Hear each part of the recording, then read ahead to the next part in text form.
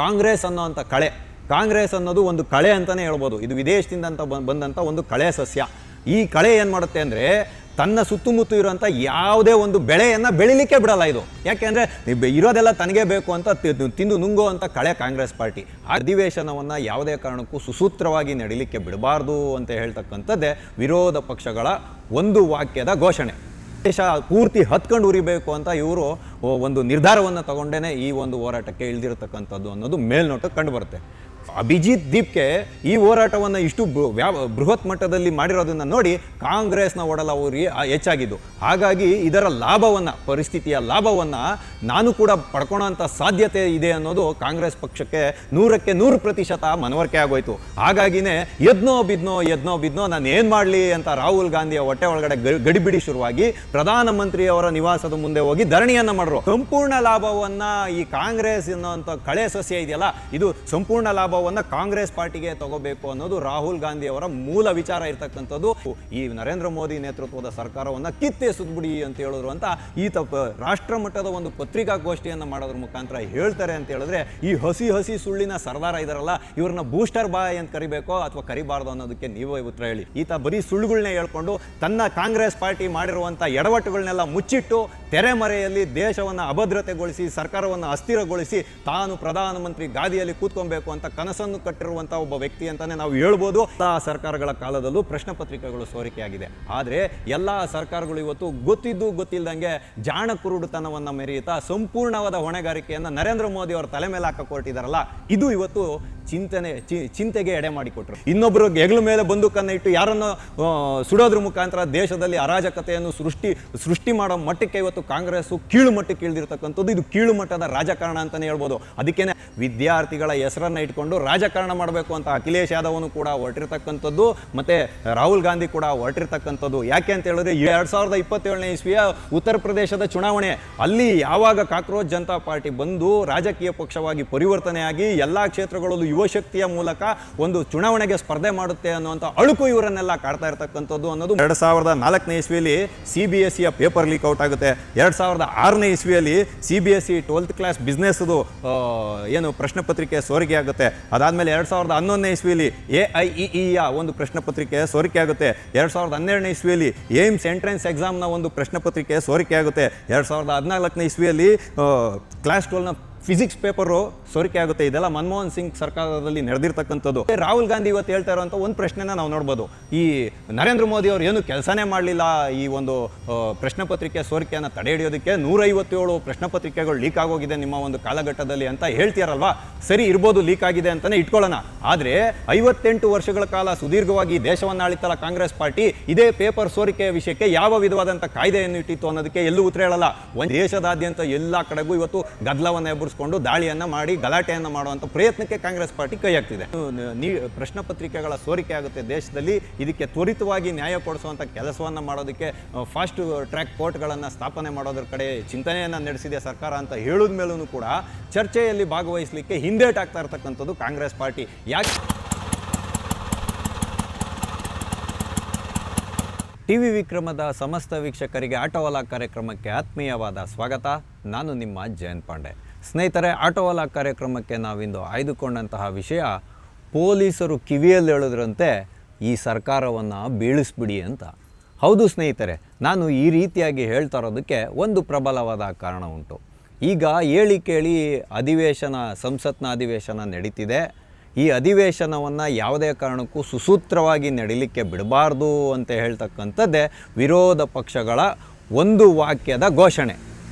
ಯಾವ ಕಾರಣಕ್ಕೂ ನಡಿಬಾರ್ದು, ಅರಾಜಕತೆ ಸೃಷ್ಟಿಯಾಗಬೇಕು, ದಂಗೆ ಸೃಷ್ಟಿಯಾಗಬೇಕು, ದೇಶ ಪೂರ್ತಿ ಹತ್ಕೊಂಡು ಉರಿಬೇಕು ಅಂತ ಇವರು ಒಂದು ನಿರ್ಧಾರವನ್ನು ತಗೊಂಡೇ ಈ ಒಂದು ಹೋರಾಟಕ್ಕೆ ಇಳಿದಿರತಕ್ಕಂಥದ್ದು ಅನ್ನೋದು ಮೇಲ್ನೋಟಕ್ಕೆ ಕಂಡುಬರುತ್ತೆ.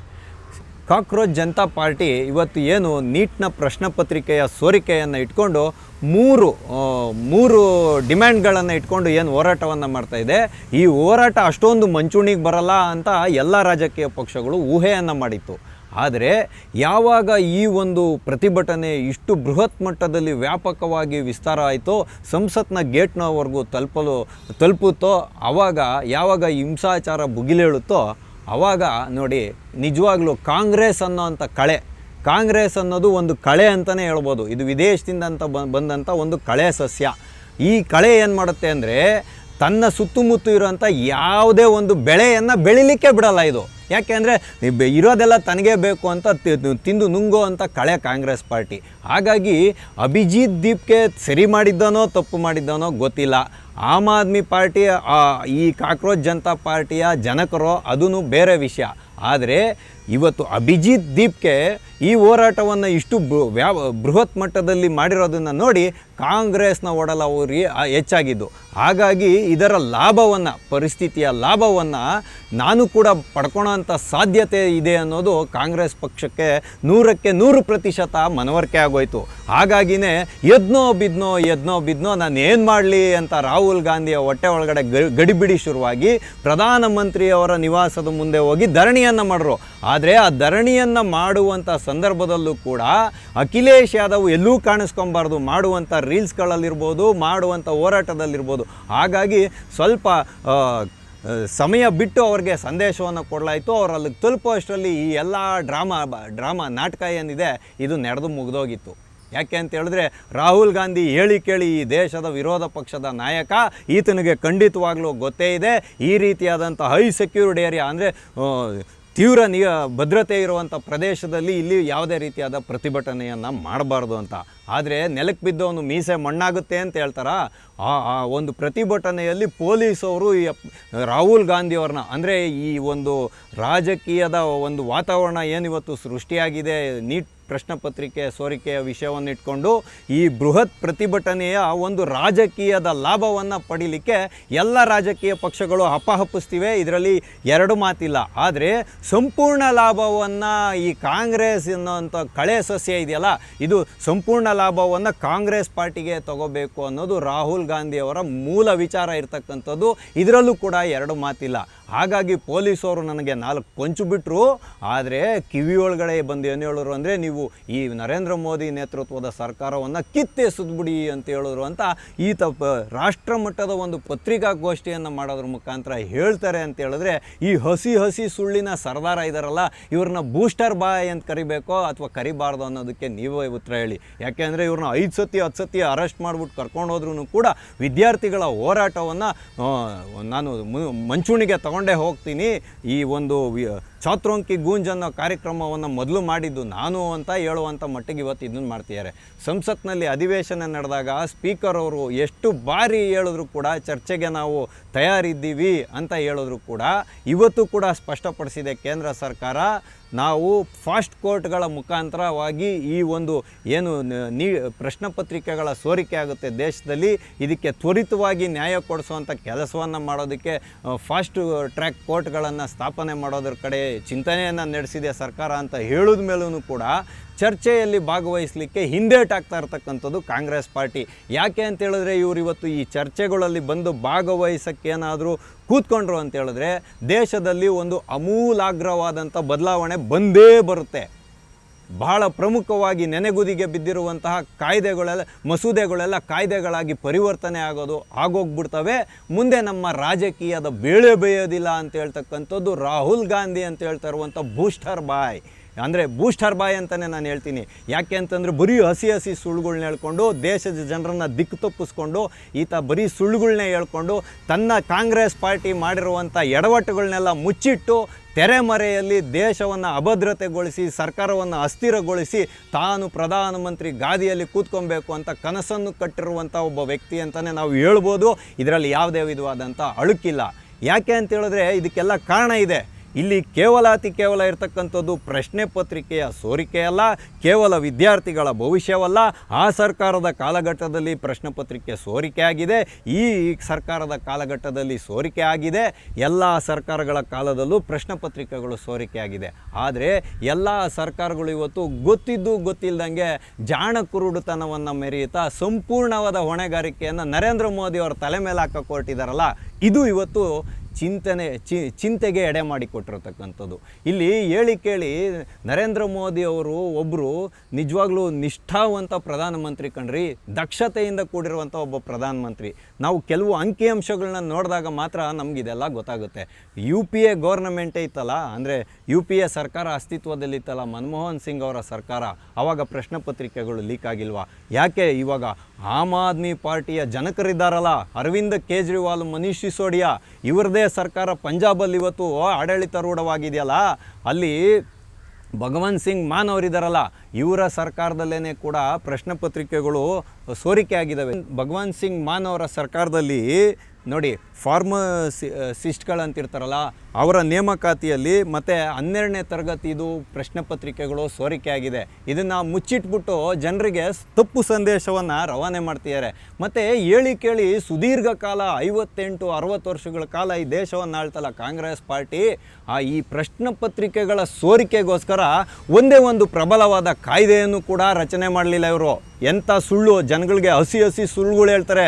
ಇನ್ನೊಬ್ಬರು ಹೆಗಲ ಮೇಲೆ ಬಂದೂಕನ್ನು ಇಟ್ಟು ಯಾರನ್ನು ಸುಡೋದ್ರ ಮುಖಾಂತರ ದೇಶದಲ್ಲಿ ಅರಾಜಕತೆಯನ್ನು ಸೃಷ್ಟಿ ಮಾಡೋ ಮಟ್ಟಕ್ಕೆ ಇವತ್ತು ಕಾಂಗ್ರೆಸ್ಸು ಕೀಳು ಮಟ್ಟಕ್ಕೆ ಇಳಿದಿರ್ತಕ್ಕಂಥದ್ದು. ಇದು ಕೀಳು ಮಟ್ಟದ ರಾಜಕಾರಣ ಅಂತಲೇ ಹೇಳ್ಬೋದು. ಅದಕ್ಕೇ ಅಖಿಲೇಶ್ ಯಾದವ್ ಏನು ಮಾಡ್ರು ಅಂದರೆ, ಕೇವಲ ರಾಹುಲ್ ಗಾಂಧಿ ನಿನಗೊಬ್ಬನಿಗೆ ಮಾತ್ರ ಅಲ್ಲ ರಾಜಕಾರಣ ಮಾಡೋದಕ್ಕೆ ಬರೋದು, ನನಗೂ ಬರುತ್ತೆ ಅಂತಲೇ ಸ್ಪೀಕರ್ ಅವ್ರ ಮುಂದೆ, ಅಂದರೆ ಓಂ ಬಿರ್ಲಾ ಅವ್ರ ಮುಂದೆನೇ ನೇರವಾಗಿ ಪ್ರಶ್ನೆ ಕೇಳಿದ್ದಾರೆ. ಅಂದರೆ ಧರ್ಮೇಂದ್ರ ಪ್ರಧಾನ್ ಅವರ ಒಂದು ರಾಜೀನಾಮೆ ಆಗಬೇಕು, ಯಾರ್ಯಾರು ವಿದ್ಯಾರ್ಥಿಗಳ ಮೇಲೆ ಲಾಠಿ ಚಾರ್ಜನ್ನು ಮಾಡೋ ಅಂಥ ಪೊಲೀಸರ ಮೇಲೆ ನಿಷ್ಪಕ್ಷಪಾತವಾದ ತನಿಖೆ ಆಗಬೇಕು, ಅವ್ರ ಮೇಲೆ ಕಾನೂನಿನ ಕ್ರಮ ಆಗಬೇಕು, ಅದಾದ ಮೇಲೆ ಪ್ರಧಾನಮಂತ್ರಿಗಳು ಕ್ಷಮೆಯನ್ನು ಯಾಚಿಸಬೇಕು ಅನ್ನೋಂಥ ಡಿಮ್ಯಾಂಡ್ ಇದೆ ಈ ಕಾಕ್ರೋಚ್ ಜನತಾ ಪಾರ್ಟಿದು. ಇವಾಗ ಅದಕ್ಕೆ 4ನೇದೊಂದು ಬೇಡಿಕೆಯನ್ನು ಕೂಡ ಅವರು ಇಟ್ಟಿದ್ದಾರೆ. ಆ ಬೇಡಿಕೆ ಯಾವುದು ಅಂತ ಹೇಳಿದ್ರೆ, ಅಂದರೆ ಈ ಪೊಲೀಸರುಗಳ ಮೇಲೆ ಕಾರ್ಯಾಚರಣೆಯನ್ನು ಮಾಡಬೇಕು ಸರ್ಕಾರ ಅಂತ. ಆದರೆ ಸೋನಮ್ ವಾಂಗ್ಚುಕ್ ಅವರು ಏನು ಹೇಳ್ತಿದ್ದಾರೆ ಅಂತ ಹೇಳಿದ್ರೆ, ಸೋನಮ್ ವಾಂಗ್ಚುಕ್ ಅವರು ನಿನ್ನೆ JP ನಡ್ಡಾ ಅವರು ಭೇಟಿಯಾಗಿದ್ದರು ಅವ್ರನ್ನ. ಇದರ ಗುರುಗ್ರಾಮದಲ್ಲಿರುವಂಥ ಹಾಸ್ಪಿಟಲಲ್ಲಿ, ಮೇದಾಂತ್ ಅನ್ನೋಂಥ ಹಾಸ್ಪಿಟ್ಲಲ್ಲಿ ಅವ್ರು ಇವತ್ತು ಭರ್ತಿಯಾಗಿದ್ದಾರೆ. ಅಲ್ಲಿಗೆ ಹೋಗಿ ಬಂದಮೇಲೆ ಜಿತೇಂದ್ರ ಸಿಂಗು JP ನಡ್ಡಾ ಅವರು ಭೇಟಿಯಾಗಿ ಬಂದಮೇಲೆ ಇವಾಗ ಸೋನಮ್ ವಾಂಗ್ಚುಕ್ ಅವ್ರು ಏನು ಹೇಳ್ತಿದ್ದಾರೆ ಅಂದರೆ, ರಾಜೀನಾಮೆ ನನಗೆ ಅವಶ್ಯಕತೆ ಇಲ್ಲ, ಆದರೆ ವಿದ್ಯಾರ್ಥಿಗಳ ಮೇಲೆ ಯಾವುದೇ ರೀತಿಯಾದಂಥ ಲಾಠಿ ಚಾರ್ಜ್ಗಳು ನಡಿಬಾರ್ದು, ಮತ್ತು ಹರ್ಷವಾಯುವನ್ನು ಪ್ರಯೋಗ ಮಾಡಬಾರ್ದು, ವಿದ್ಯಾರ್ಥಿಗಳ ಮೇಲೆ ಕೇಸ್ ಹಾಕಬಾರ್ದು, ಆವಾಗ ನಾನು ನನ್ನ ಉಪವಾಸ ಸತ್ಯಾಗ್ರಹವನ್ನು ಕೈ ಬಿಡ್ತೀನಿ ಅಂತ ಹೇಳಿದ್ದಾರೆ. ಮತ್ತು ಈಗ ಅಖಿಲೇಶ್ ಯಾದವ್ ಅವರು ಏನು ಪ್ರಶ್ನೆ ಎತ್ತಿದ್ದಾರೆ ಸಂಸತ್ತಲ್ಲಿ ಅಂತ ಹೇಳಿದ್ರೆ, ನೋಡಿ ನೀವು BJPಯವರು ಮತ್ತು ಕಾಂಗ್ರೆಸ್ ಅವ್ರ ಜೊತೆಯಲ್ಲಿ ಒಪ್ಪಂದ ಮಾಡ್ಕೊಂಬಿಟ್ಟಿದ್ದೀರಾ, ನಮ್ಮ ಒಂದು ಅನಿಸಿಕೆಯನ್ನು ಕೇಳಲೇ ಇಲ್ಲ ನೀವು. ನಮಗೆ ಬೇಕಾಗಿರೋದೇನು ಅಂತ ಹೇಳಿದ್ರೆ, ಧರ್ಮೇಂದ್ರ ಪ್ರಧಾನ್ ಅವರ ರಾಜೀನಾಮೆಯನ್ನು ಯಾವಾಗ ಬೇಕಾದರೂ ಪಡ್ಕೋಬೋದು, ಆದರೆ ಚರ್ಚೆಗೆ ಅವಕಾಶವನ್ನು ಮಾಡಿಕೊಡೋದು ಬಹುಮುಖ್ಯವಾಗಿದೆ. ಹಾಗಾಗಿ ಎಲ್ಲ ರಾಜಕೀಯ ಪಕ್ಷಗಳು ಚರ್ಚೆಯಲ್ಲಿ ಭಾಗವಹಿಸಬೇಕು ಅಂತ ಪ್ರಶ್ನೆ ಅಖಿಲೇಶ್ ಯಾದವ್ ಎತ್ತಿರೋದು. ಅಂದರೆ ನಮಗಿಲ್ಲಿ ಸ್ಪಷ್ಟವಾಗಿ ಕಾಣ್ತಾ ಇದೆ, ವಿದ್ಯಾರ್ಥಿಗಳ ಹೆಸರನ್ನು ಇಟ್ಕೊಂಡು ರಾಜಕಾರಣ ಮಾಡಬೇಕು ಅಂತ ಅಖಿಲೇಶ್ ಯಾದವ್ನು ಕೂಡ ಹೊರಟಿರ್ತಕ್ಕಂಥದ್ದು, ಮತ್ತು ರಾಹುಲ್ ಗಾಂಧಿ ಕೂಡ ಹೊರಟಿರ್ತಕ್ಕಂಥದ್ದು. ಯಾಕೆ ಅಂತ ಹೇಳಿದ್ರೆ, ಹೇಳಿ ಕೇಳಿ ಇವರೆಲ್ಲರ ಮುಂದೆ ಇರ್ತಕ್ಕಂಥದ್ದು 2027ನೇ ಇಸ್ವಿಯ ಉತ್ತರ ಪ್ರದೇಶದ ಚುನಾವಣೆ. ಅಲ್ಲಿ ಯಾವಾಗ ಕಾಕ್ರೋಚ್ ಜನತಾ ಪಾರ್ಟಿ ಬಂದು ರಾಜಕೀಯ ಪಕ್ಷವಾಗಿ ಪರಿವರ್ತನೆಯಾಗಿ ಎಲ್ಲ ಕ್ಷೇತ್ರಗಳಲ್ಲೂ ಯುವಶಕ್ತಿಯ ಮೂಲಕ ಒಂದು ಚುನಾವಣೆಗೆ ಸ್ಪರ್ಧೆ ಮಾಡುತ್ತೆ ಅನ್ನುವಂಥ ಅಳುಕು ಇವರನ್ನೆಲ್ಲ ಕಾಡ್ತಾ ಇರ್ತಕ್ಕಂಥದ್ದು ಅನ್ನೋದು ಮೇಲ್ನೋಟಕ್ಕೆ ಕಂಡು ಬರ್ತಿದೆ ರೀ. ಹಾಗಾಗಿನೇ ಅಖಿಲೇಶ್ ಯಾದವ್ ನೀನು ಸೇರಾದರೆ ನಾನು ಸವಾ ಸೇರು ಅಂತ ಈ ರೀತಿಯಾಗಿ ಒಂದು ಚಕ್ಮವನ್ನು ರಾಹುಲ್ ಗಾಂಧಿ ಕೊಟ್ಟಿರೋದು. ಅದಕ್ಕೇ ಈತ ರಾಹುಲ್ ಗಾಂಧಿ ಸೀಟಲ್ಲಿ ಕೂತಿದ್ರೆ ಬಸ್ಸಲ್ಲೇ ತಗೊಂಡು ಹೋದಾಗ ಮುಂದೆ ಹೋಗಿ ರೋಡ್ ಶೋ ಮಾಡೋದ್ರ ಮುಖಾಂತರ ನಾನು ಕೂಡ ಈ ಪ್ರತಿಭಟನೆಯಲ್ಲಿ ಇದ್ದೀನಿ ಅಂತ ತೋರಿಸುವಂಥ ಪ್ರಯತ್ನವನ್ನು ಮಾಡಿರ್ತಕ್ಕಂಥದ್ದು. ಇದಿಷ್ಟಕ್ಕೆ ಮುಗಿಯಲ್ಲ, ಮನಮೋಹನ್ ಸಿಂಗ್ ಅವರ ಕಾಲದ 10 ಪೇಪರ್ ಲೀಕ್ಗಳು, ಎಷ್ಟು ಗಂಭೀರವಾಗಿರುವಂಥ ಟಾಪ್ 10 ಪೇಪರ್ ಲೀಕ್ಗಳು ಇಲ್ಲಿದ್ದಾವೆ. ಅದರ ಅಂಕಿಅಂಶನ ನೋಡಬೇಕು, ಈ ದೇಶದ ನಾಗರಿಕರು ನಾವು ನೋಡಬೇಕು. ನರೇಂದ್ರ ಮೋದಿ ಅವರು ಏನು ಕೆಲಸ ಮಾಡಿಲ್ಲ ಅಂತ ಕೂತ್ಕೊಳೋದಲ್ಲ. ಈ ದೇಶದ ನಾಗರಿಕನಾದಮೇಲೆ ಅಷ್ಟೋ ಇತಿಹಾಸವನ್ನು ತಿಳ್ಕೊಳ್ಬೇಕಾಗಿರೋದು ನಮ್ಮ ಬಾಧ್ಯತೆ, ಕರ್ತವ್ಯ ಇದೆ. ಇಲ್ಲ ಅಂತ ಹೇಳಿದ್ರೆ ಈ ದೇಶ ನಮ್ಮದು, ನಾವು ಅದನ್ನು ಕಳ್ಕೊಂಡ್ಬಿಡ್ತೀವಿ. ನೋಡಿ, 2004ನೇ ಇಸ್ವಿಯಲ್ಲಿ CBSEಯ ಪೇಪರ್ ಲೀಕ್ ಔಟ್ ಆಗುತ್ತೆ. 2006ನೇ ಇಸ್ವಿಯಲ್ಲಿ CBSE 12th ಕ್ಲಾಸ್ ಬಿಸ್ನೆಸ್ದು ಏನು ಪ್ರಶ್ನೆ ಪತ್ರಿಕೆ ಸೋರಿಕೆ ಆಗುತ್ತೆ. ಅದಾದಮೇಲೆ 2011ನೇ ಇಸ್ವಿಯಲ್ಲಿ AIEEಯ ಒಂದು ಪ್ರಶ್ನೆ ಪತ್ರಿಕೆ ಸೋರಿಕೆ ಆಗುತ್ತೆ. 2012ನೇ ಇಸ್ವಿಯಲ್ಲಿ ಏಮ್ಸ್ ಎಂಟ್ರೆನ್ಸ್ ಎಕ್ಸಾಮ್ನ ಒಂದು ಪ್ರಶ್ನೆ ಪತ್ರಿಕೆ ಸೋರಿಕೆ ಆಗುತ್ತೆ. 2014ನೇ ಇಸ್ವಿಯಲ್ಲಿ ಕ್ಲಾಸ್ 12ನ ಫಿಸಿಕ್ಸ್ ಪೇಪರು ಸೋರಿಕೆ ಆಗುತ್ತೆ. ಇದೆಲ್ಲ ಮನಮೋಹನ್ ಸಿಂಗ್ ಸರ್ಕಾರದಲ್ಲಿ ನಡೆದಿರ್ತಕ್ಕಂಥದ್ದು. ಆಮೇಲೆ ರಾಜಸ್ಥಾನ್ ಇದು ರೈಲ್ವೆ ರೆಕ್ರೂಟ್ಮೆಂಟು ಪೇಪರು ಲೀಕ್ ಆಗುತ್ತೆ. ಅದಾದಮೇಲೆ ರಾಜಸ್ಥಾನ್ ಪಬ್ಲಿಕ್ ಸರ್ವಿಸ್ ಕಮಿಷನ್ದು ಈ ಪೇಪರು 2012ನೇ ಇಸ್ವಿಯಲ್ಲಿ ಲೀಕ್ ಆಗುತ್ತೆ. ಅದಾದಮೇಲೆ ರಾಜಸ್ಥಾನ್ ಯೂನಿವರ್ಸಿಟಿ ಪೇಪರು ಇದು 2013ನೇ ಇಸ್ವಿಯಲ್ಲಿ ಲೀಕ್ ಆಗುತ್ತೆ. ಅದಾದಮೇಲೆ ರಾಜಸ್ಥಾನ್ ಪಬ್ಲಿಕ್ ಸರ್ವಿಸ್ ಕಮಿಷನ್ನು ಇದರ ಒಂದು ಪ್ರಶ್ನೆ ಪತ್ರಿಕೆ 2013ನೇ ಇಸ್ವಿಯಲ್ಲಿ ಲೀಕ್ ಆಗುತ್ತೆ. ಮತ್ತು ಕರ್ನಾಟಕದಲ್ಲಿ 2016ನೇ ಇಸ್ವಿಯಲ್ಲಿ PUCಯ ಪ್ರಶ್ನೆ ಪತ್ರಿಕೆ ಲೀಕ್ ಆಗುತ್ತೆ. ಈ ರಾಜಸ್ಥಾನದ ವಿಷಯಕ್ಕೆ ನೋಡುವಾಗ ಅಶೋಕ್ ಗೆಹ್ಲೋಟ್ ಅವರ ಸರ್ಕಾರ ಆವಾಗ ಅಸ್ತಿತ್ವದಲ್ಲಿದ್ದು ಇದೇ ಪ್ರಿಯಾಂಕಾ ಗಾಂಧಿ ಏನು ಹೇಳ್ಕೊಂಡು ತಿರುಗಾಡ್ತಾ ಇದ್ರು ಅಂದರೆ ಪ್ರಶ್ನೆ ಪತ್ರಿಕೆ ಅಂತ ಹೇಳ್ತಕ್ಕಂಥದ್ದು ಕೇವಲ ಕೇಂದ್ರ ಸರ್ಕಾರದ ಜವಾಬ್ದಾರಿ ಅಲ್ಲ, ರಾಜ್ಯ ಸರ್ಕಾರದ ಒಂದು ಜವಾಬ್ದಾರಿನೂ ಇದೆ. ಇದು ದೇಶದಾದ್ಯಂತ ವ್ಯಾಪಿಸಿರುವಂಥ ಒಂದು ಭ್ರಷ್ಟಾಚಾರದ ಕೂಪ. ಇದ್ರ ವಿರುದ್ಧ ಎಲ್ಲರೂ ಒಗ್ಗೂಡಿ ಹೋರಾಟವನ್ನು ಮಾಡಬೇಕು ಅಂತ ಹೇಳ್ತಿದ್ರಲ್ಲ, ಇವತ್ತು ಅದೇ ಪ್ರಿಯಾಂಕಾ ಗಾಂಧಿ ಪ್ರಧಾನಮಂತ್ರಿಗಳ ರಾಜೀನಾಮೆಯನ್ನು ಕೇಳ್ತಾರೆ. ಕೇಳಿ ರಾಹುಲ್ ಗಾಂಧಿ ಇವತ್ತು ಹೇಳ್ತಾ ಇರೋವಂಥ ಒಂದು ಪ್ರಶ್ನೆನ ನಾವು ನೋಡ್ಬೋದು. ಈ ನರೇಂದ್ರ ಮೋದಿ ಅವರು ಏನು ಕೆಲಸನೇ ಮಾಡಲಿಲ್ಲ ಈ ಒಂದು ಪ್ರಶ್ನೆ ಪತ್ರಿಕೆ ಸೋರಿಕೆಯನ್ನು ತಡೆ ಹಿಡಿಯೋದಕ್ಕೆ. 157 ಪ್ರಶ್ನೆ ಪತ್ರಿಕೆಗಳು ಲೀಕ್ ಆಗೋಗಿದೆ ನಿಮ್ಮ ಒಂದು ಕಾಲಘಟ್ಟದಲ್ಲಿ ಅಂತ ಹೇಳ್ತೀರಲ್ವಾ. ಸರಿ ಇರ್ಬೋದು, ಲೀಕ್ ಆಗಿದೆ ಅಂತಲೇ ಇಟ್ಕೊಳ್ಳೋಣ. ಆದರೆ 58 ವರ್ಷಗಳ ಕಾಲ ಸುದೀರ್ಘವಾಗಿ ದೇಶವನ್ನು ಆಳಿತಲ್ಲ ಕಾಂಗ್ರೆಸ್ ಪಾರ್ಟಿ, ಇದೇ ಪೇಪರ್ ಸೋರಿಕೆಯ ವಿಷಯಕ್ಕೆ ಯಾವ ವಿಧವಾದಂಥ ಕಾಯ್ದೆಯನ್ನು ಇಟ್ಟಿತ್ತು ಅನ್ನೋದಕ್ಕೆ ಎಲ್ಲೂ ಉತ್ತರ ಹೇಳಲ್ಲ. ವಂಚನೆ ಮತ್ತು ಮೋಸ ಮಾಡಿದಂಥ ಒಂದು IPC ಸೆಕ್ಷನ್ ಕೋಡ್ಗಳ ಅಡಿಯಲ್ಲಿ ಒಂದು ಕೇಸ್ ಆಗ್ತಾಯಿತ್ತು. ಅವ್ರಿಗೆ ಕನಿಷ್ಠ ಮಟ್ಟದ ಶಿಕ್ಷೆಯಾಗಿ ಅವರೆಲ್ಲ ಹೊರಗಡೆ ಬರ್ತಾಯಿದ್ರು. ಅಂದರೆ UPA ಗೌರ್ನಮೆಂಟ್ನ ಒಂದು ಸಂದರ್ಭದಲ್ಲೇ 2004ರಿಂದ 2014ರವರೆಗೆ ಈ ಕಪಿಲ್ ಸಿಬ್ಬಲ್ ಅವರು ಕೂಡ ಪ್ರಖ್ಯಾತ ವಕೀಲರು ಇವರು ಕೂಡ ಶಿಕ್ಷಣ ಮಂತ್ರಿ ಆಗಿದ್ದರು. ಕರೆಕ್ಟ್ ಅಲ್ವಾ? ಇವತ್ತು ಅಖಿಲೇಶ್ ಯಾದವ್ ಅವರ ಅಪ್ಪ ಮುಲಾಯಂ ಸಿಂಗ್ ಯಾದವ್ ಅವರು ಕಲ್ಯಾಣ್ ಸಿಂಗ್ ಅವರ ಸರ್ಕಾರದಲ್ಲಿ ನಮ್ಮ ಕಲ್ಯಾಣ್ ಸಿಂಗ್ ಗೌರ್ಮೆಂಟು ಒಂದು ಇದನ್ನು ತೊಗೊಂಬರೋದಕ್ಕೂ ಕಾಯ್ದೆಯನ್ನು ತೊಗೊಂಬಂದಿತ್ತು. ಯಾವುದು ಅಂತ ಹೇಳಿದ್ರೆ ಆ ಕಾಯ್ದೆ ಪರೀಕ್ಷಾ ಅಂದರೆ ಉತ್ತರ ಪ್ರದೇಶ ಪರೀಕ್ಷೆಗಳಲ್ಲಿ ನಡೆಯುವ ಅನುಚಿತ ವಿಧಾನಗಳ ತಡೆ ಅನ್ನೋಂಥ ಕಾಯ್ದೆಯನ್ನು ತೊಗೊಂಬಂದಾಗ ಮುಲಾಯಂ ಸಿಂಗ್ ಯಾದವ್ ಅವ್ರು ಏನು ಹೇಳಿರ್ತಾರೆ ಅಂತ ಹೇಳಿದ್ರೆ, ನಮ್ಮ ಸರ್ಕಾರ ಜಾರಿಗೆ ಏನಾದರೂ ಅಸ್ತಿತ್ವಕ್ಕೆ ಬಂದರೆ ಈ ಕಾಯ್ದೆನ ಕಿತ್ತೆಸಿತೀವಿ ಅಂತ ಹೇಳಿದರು. ಅದೇ ಅಖಿಲೇಶ್ ಯಾದವ್ಗೆ ಇವತ್ತು ವಿದ್ಯಾರ್ಥಿಗಳ ಮೇಲೆ ಎಲ್ಲಿಲ್ಲದ ಕಾಳಜಿ. ಇದರಿಂದ ರಾಜಕೀಯ ಇದೆಯೋ ಇಲ್ವೋ ಅನ್ನೋದನ್ನು ನಾವೆಲ್ಲರೂ ಅರ್ಥ ಮಾಡ್ಕೊಬೇಕು. ಆದರೆ ರಾಷ್ಟ್ರ ಮಟ್ಟದಲ್ಲಿ ಯಾವುದೇ ಕಾನೂನನ್ನು ಕಾಂಗ್ರೆಸ್ ಪಕ್ಷ ಮಾಡೇ ಇರಲಿಲ್ಲ. ಆದರೆ ನರೇಂದ್ರ ಮೋದಿಯವರು ನಿರಂತರ ಪ್ರಯಾಸ ಪಟ್ಟಿದ್ದಾದ ಮೇಲೆ 2024ನೇ ಇಸ್ವಿಯಲ್ಲಿ ಸಾರ್ವಜನಿಕ ಪರೀಕ್ಷೆಗಳ ಅನುಚಿತ ವಿಧಾನಗಳ ತಡೆ ಕಾಯ್ದೆ 2024 ಜಾರಿಗೆ ತಗೊಂಬಂದಿದ್ದಾರೆ. ಇದನ್ನು ರಾಹುಲ್ ಗಾಂಧಿ ಎಲ್ಲೂ ಹೇಳಲ್ಲ, ಅಪ್ಪಿತಪ್ಪಿನೂ ಕೂಡ ತುಟಿ ಬಿಚ್ಚಿ ಹೇಳಲ್ಲ. ಯಾಕೆ ಅಂತ ಹೇಳಿದ್ರೆ ಇದು ನರೇಂದ್ರ ಮೋದಿ ಅವ್ರು ಮಾಡಿದಂಥ ಕೆಲಸ. ಈ ಕಾಯ್ದೆ ಅಡಿಯಲ್ಲಿ ಯಾರಾದರೂ ಪ್ರಶ್ನೆ ಪತ್ರಿಕೆಯನ್ನು ಸೋರಿಕೆ ಮಾಡಿದ್ರೆ ಅವ್ರಿಗೆ 10 ವರ್ಷಗಳ ಕಾಲ ಶಿಕ್ಷೆ ಆಗುತ್ತೆ ಮತ್ತು 1 ಕೋಟಿ ರೂಪಾಯಿಗಳ ಒಂದು ದಂಡವನ್ನು ವಿಧಿಸ್ಬೋದು. ಅದಾದ ಮೇಲೆ ಅವರ ದಂಡವನ್ನು ಕಟ್ಟಲಿಕ್ಕೆ ಏನಾದರೂ ಆಗಲಿಲ್ಲ ಅಂದರೆ ಅವರ ಆಸ್ತಿ ಪಾಸ್ತಿಗಳನ್ನು ಜಪ್ತಿ ಕೂಡ ಮಾಡ್ಕೊಳ್ಳೋಂಥ ಹಕ್ಕು ಇದು ಕೇಂದ್ರ ಸರ್ಕಾರಕ್ಕಿರುತ್ತೆ ಅನ್ನೋಂಥ ವಿಷಯನ ಇವರೆಲ್ಲೂ ಹೇಳ್ತಾ ಇಲ್ಲ. ಇದೆಲ್ಲ ಆಗೋದ್ಮೇಲೆ CJP ಪಕ್ಷ ಇದೆಯಲ್ಲ, ಇವರು ಸುಪ್ರೀಂ ಕೋರ್ಟ್ನಲ್ಲಿ ಒಂದು PIL ಅನ್ನು ಹಾಕ್ಕೊತಾರೆ. ಅದನ್ನು ಇವತ್ತು ವಜಾ ಮಾಡಿದೆ ಸುಪ್ರೀಂ ಕೋರ್ಟು. ಸಮಯವನ್ನು ಹಾಳು ಮಾಡಬೇಡಿ, ನೀವು ಬೇಕಾದ್ರೆ ಡೆಲ್ಲಿ ಹೈಕೋರ್ಟ್ಗೆ ಹೋಗಿ ಅಂತ. ನಿನ್ನೆ ರಾತ್ರಿ 3 ಬಾರಿ ಮತ್ತೆ ಪೊಲೀಸರ ಮೇಲೆ ಇವರೆಲ್ಲ ದಾಳಿ ಮಾಡ್ತಾರಲ್ಲ. ಮತ್ತು ನರೇಂದ್ರ ಮೋದಿ ಅವ್ರು ಬಂದ ಮೇಲೆ ಏನೂ ಕೆಲಸ ಮಾಡಿಲ್ಲ ಅಂತ ಇವತ್ತು ರಾಹುಲ್ ಗಾಂಧಿ ಅವರು ಬರೀ ಸುಳ್ಳು ಹೇಳ್ಕೊಂಡು ಹಸಿ ಸುಳ್ಳುಗಳ್ನ ಹೇಳ್ಕೊಂಡು ತಿರುಗಾಡ್ತೀಯಾರಲ್ಲ. ನೋಡಿ, ನರೇಂದ್ರ ಮೋದಿ ಅವರು ಬರೋದಕ್ಕೆ ಮುಂಚೆ ಕೇವಲ MBBS ಸೀಟ್ಗಳು ದೇಶದಾದ್ಯಂತ 53,348 ಇದ್ದಿದ್ದು. ಅದನ್ನು ನರೇಂದ್ರ ಮೋದಿ ಅವರು 1,36,000 ಸೀಟ್ಗಳಿಗೆ ಏರಿಕೆಯನ್ನು ಮಾಡಿದ್ದಾರೆ. ಅಂದರೆ ಸರಿಸುಮಾರು 85,000ಕ್ಕಿಂತ ಹೆಚ್ಚಿನ ಮೆಡಿಕಲ್ ಸೀಟ್ಗಳನ್ನು ಸರ್ಕಾರಿ ಕೋಟಾದ ಅಡಿಯಲ್ಲಿ ಕೊಡ್ತಾ ಇರ್ತಕ್ಕಂಥದ್ದು. ಮತ್ತು MD ಮಾಡ್ತಾರಲ್ಲ, ಅಂದರೆ ವೈದ್ಯಕೀಯ ಶಿಕ್ಷಣ 5 ವರ್ಷ ಮುಗಿದ ಮೇಲೆ ಉನ್ನತ ವ್ಯಾಸಂಗ ಮಾಡ್ತಾರಲ್ಲ ವೈದ್ಯಕೀಯ ಶಿಕ್ಷಣದಲ್ಲಿ, ಅದರದ್ದು ಬರೀ 31,000 ಸೀಟ್ಗಳಿತ್ತು. ಈಗ ಅದು 1 ಲಕ್ಷಕ್ಕಿಂತ ಜಾಸ್ತಿ ಸೀಟ್ಗಳನ್ನು ನರೇಂದ್ರ ಮೋದಿ ಅವರು ಕೊಡ್ತಿದ್ದಾರೆ.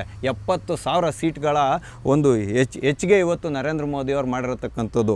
ಕಾಂಗ್ರೆಸ್ನ ಆಡಳಿತಾವಧಿಯಲ್ಲಿ ಕೇವಲ 387 ಮೆಡಿಕಲ್ ಕಾಲೇಜ್ಗಳಿದ್ದಿದ್ದು ಅದನ್ನು ಇವತ್ತು 780ಕ್ಕೆ ತೊಗೊಂಡೋಗಿ ಇಟ್ಟಿದ್ದಾರೆ ನರೇಂದ್ರ ಮೋದಿಯವರು. ಆದರೆ ಇಷ್ಟೆಲ್ಲ ಕೆಲಸವನ್ನು ಮಾಡಿದಂಥ ಪ್ರಧಾನಮಂತ್ರಿಗಳನ್ನು ಮುಜುಗರಕ್ಕೀಡು ಮಾಡಬೇಕು ಅಂತ. ಆದರೆ ರಾಹುಲ್ ಗಾಂಧಿಯವರ ಒನ್ ಆ್ಯಂಡ್ ಒನ್ಲಿ ಅಜೆಂಡಾ ಏನು ಅಂತ ಹೇಳಿದ್ರೆ, ಈ ಮನುಷ್ಯನ ಮನಸ್ಸಲ್ಲಿರುವಂಥ ಕುಕ್ಕಲಾತಿ ಬುದ್ಧಿ ಎಂಥದ್ದು ಅಂತ ಹೇಳಿದ್ರೆ, ಈಗ ಧರ್ಮೇಂದ್ರ ಪ್ರಧಾನ್ ಅವರನ್ನು ರಾಜೀನಾಮೆ ಕೊಡಬೇಕಂತೆ. ಆಯಿತು, ಸಾಮಾನ್ಯ ನಾಗರಿಕರಾಗಿ ನಾವು ಒಂದು ವಿಷಯವನ್ನು ಇಲ್ಲಿ ಅರ್ಥ ಮಾಡ್ಕೊಳ್ಳೋಣ. ಒಬ್ಬ ವ್ಯಕ್ತಿ ಯುತವಾದಂಥ ವ್ಯಕ್ತಿ ಆ ಸ್ಥಾನದಲ್ಲಿ ಇಲ್ಲದೆ ಇದ್ದರೆ ನೀವೇನು ಚರ್ಚೆ ಮಾಡ್ತೀರಾ? ಹಾಗಾಗಿ ಚರ್ಚೆ ಮಾಡಿ, ಚರ್ಚೆ ನಿಮಗೆ ಸೂಕ್ತ ಅಲ್ಲ ಅನಿಸಿದ್ಮೇಲೆ ರಾಜೀನಾಮೆಯನ್ನು ಪಡ್ಕೊಳ್ಳಿ. ಈ ಒಂದು ನಿಲುವಿನಲ್ಲಿ ನೋಡುವಾಗ ಅಖಿಲೇಶ್ ಯಾದವ್ ಅವರ ನಿಲುವು ಕರೆಕ್ಟಾಗಿದೆ.